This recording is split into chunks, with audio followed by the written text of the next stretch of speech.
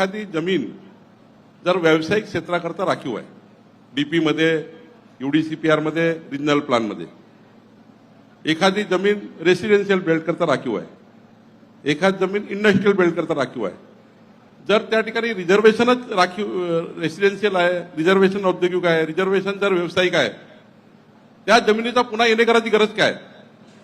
त्या जमिनीवर पुन्हा सनद घेण्याची गरज काय? आणि म्हणून देवेंद्र फडणवीसजींनी मला सूचना दिली होती, काही करून येणे रद्द करायचा, काही करून त्या ठिकाणी सनद रद्द करायची. आणि मला या गोष्टीचा अभिमान आहे की महसूल मंत्री म्हणून मला हा निर्णय घेण्याचा एक योग आला. आणि आता राज्यामध्ये येणे करण्याकरता, सनद घेण्याकरता कुठल्याही तहसीलदारकडे, कुठल्याही प्रांताकडे, कलेक्टरकडे जाण्याची गरज नाही. एखादं रहिवासी बांधकाम करायचं असेल, रहिवासी बेल्ट असेल, जी इमारत ते बांधणार असेल, त्याचा जो प्लॅनिंग ऑफिसर आहे, कॉर्पोरेशन आहे, महानगरपालिका आहे, महानगरपालिकेमध्ये त्यांनी त्या येणे जमिनीकरता जो लागणारा प्रीमियम आहे, तो प्रीमियम ऑनलाईन भरायचा बीएमएस पोर्टलवर. 10,000 स्क्वेअर फीट जर जागा रेग्युलाइज करायची असेल तर 0.10% ओनली, रेडी रेकनरच्या 0.10%.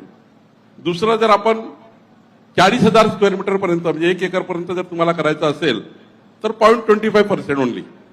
आणि 1 एकरच्या पुढे किती जागा तुम्ही रेग्युलाइज करा, तुम्हाला 0.15%, 50%, 0.50% एवढं जरी तुम्ही ऑनलाईन प्रीमियम भरलं तरी तुम्हाला डायरेक्ट येणे हा तुमच्या पोर्टलवर दिसेल, सर्व जमीन तुम्हाला येणे झालेली दिसेल.